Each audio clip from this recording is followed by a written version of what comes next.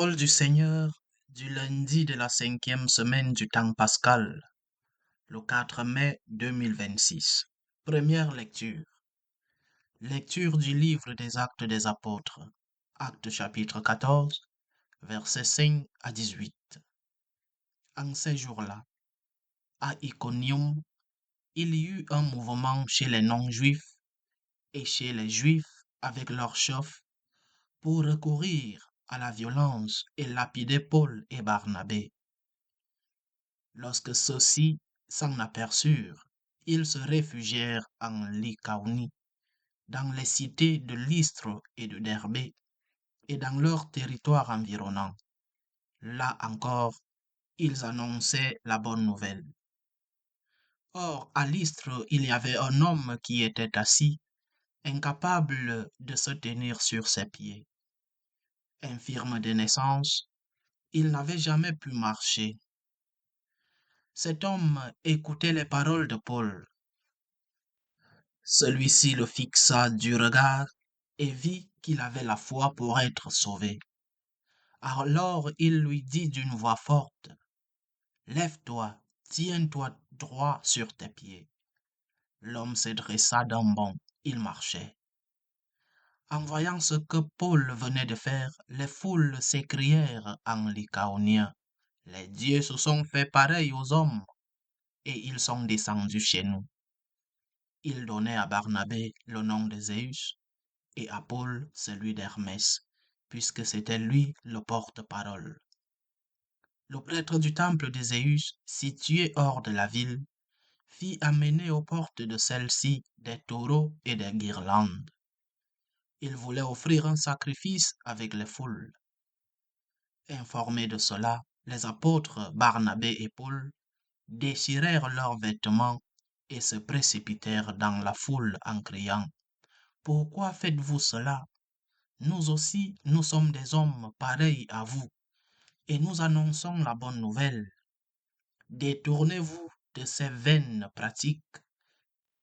Tournez-vous vers le Dieu vivant, lui qui a fait le ciel, la terre, la mer, et tout ce qu'ils contiennent. Dans les générations passées, il a laissé toutes les nations suivre leur chemin. Pourtant, il n'a pas manqué de donner le témoignage de ses bienfaits, puisqu'il vous a envoyé du ciel la pluie et des saisons fertiles, pour vous combler de nourriture et de bien-être. Parlant ainsi, ils empêchèrent, mais non sans peine, la foule de leur offrir un sacrifice. Parole du Seigneur. Somme. Non pas à nous, Seigneur, mais à ton nom donne la gloire. Non pas à nous, Seigneur, non pas à nous, mais à ton nom donne la gloire, pour ton amour et ta vérité. Pourquoi les païens diraient-ils, où donc est leur Dieu? Notre Dieu, il est au ciel, tout ce qu'il veut, il le fait. Leurs idoles, or et argent, ouvrage de mains humaines. Soyez bénis par le Seigneur, qui a fait le ciel et la terre. Le ciel, c'est le ciel du Seigneur, aux hommes, il a donné la terre. Alléluia, alléluia, alléluia.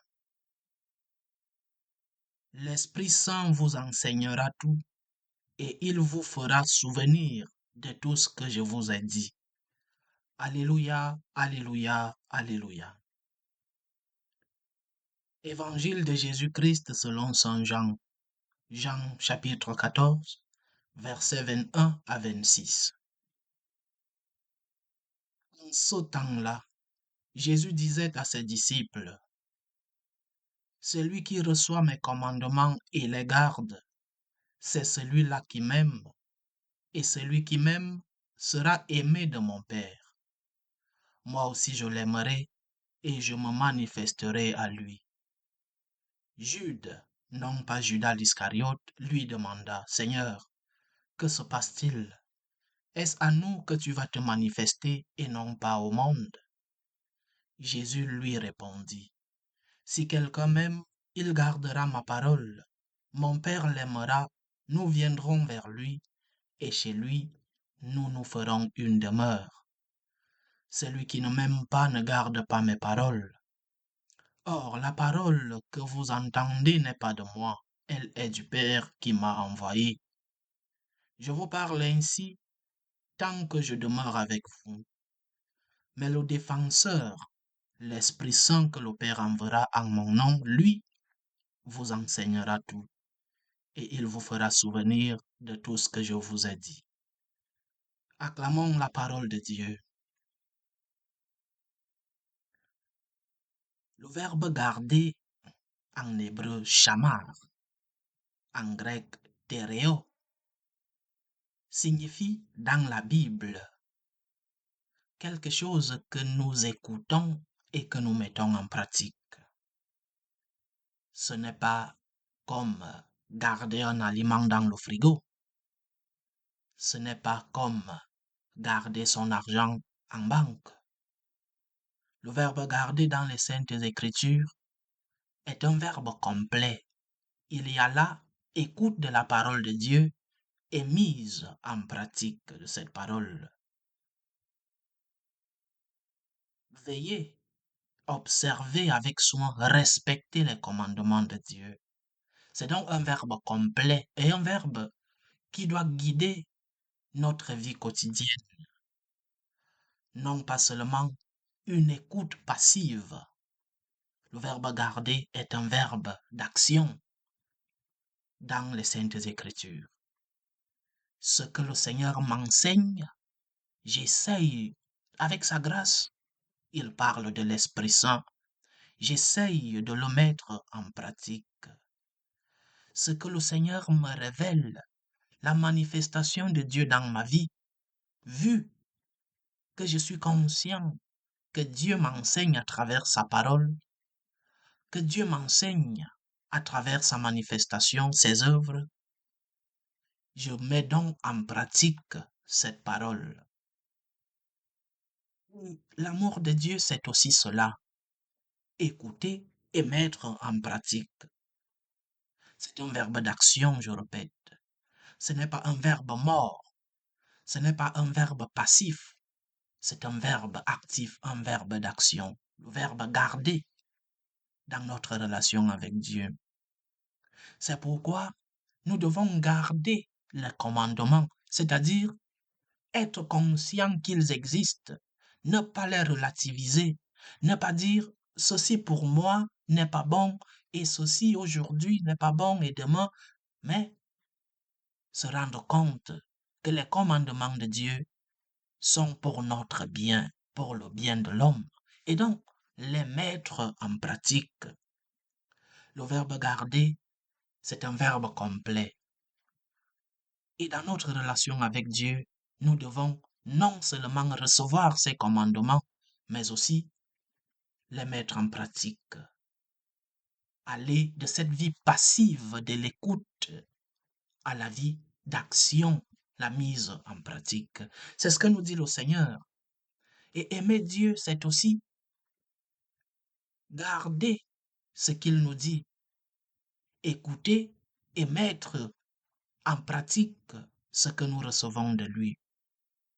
Une foi qui n'est qu'écoute, une foi qui n'est que réception du message et qui ne fait pas le pas de l'action est une foi morte. Et cela se manifeste parfois dans nos vies. Nous savons ce que nous devons faire. Nous avons écouté, mais nous n'avançons pas. Nous tombons dans la paresse et qu'il est difficile pour nous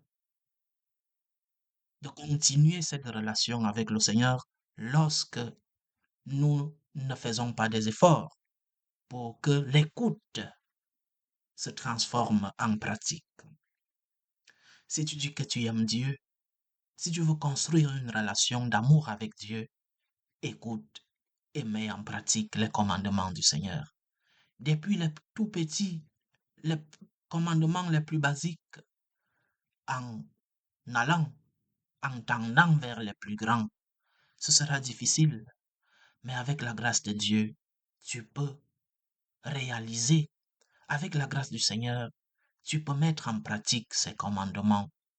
Dieu t'accompagne dans cette bataille, mais il ne peut pas t'accompagner si toi-même tu n'arrives pas à faire des sacrifices, à faire des efforts. Saint Augustin disait, Dieu qui t'a créé sans toi ne te sauvera pas sans toi. Dieu a besoin de tes efforts. La grâce a besoin de trouver en toi une volonté, des sacrifices, des efforts.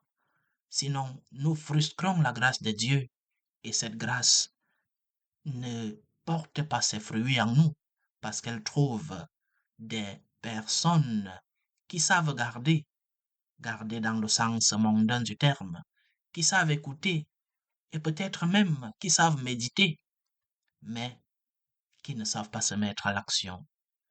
Que le Seigneur nous réveille, que le Seigneur nous aide à pouvoir mettre en pratique ses commandements et à vivre pleinement ce verbe si cher dans notre foi, le verbe garder, écouter et se mettre en action. Que Dieu Tout-Puissant, le Dieu qui nous envoie l'Esprit défenseur, le Dieu qui nous montre ses merveilles chaque jour, qu'il continue son œuvre du salut dans nos vies. Loué soit Jésus-Christ.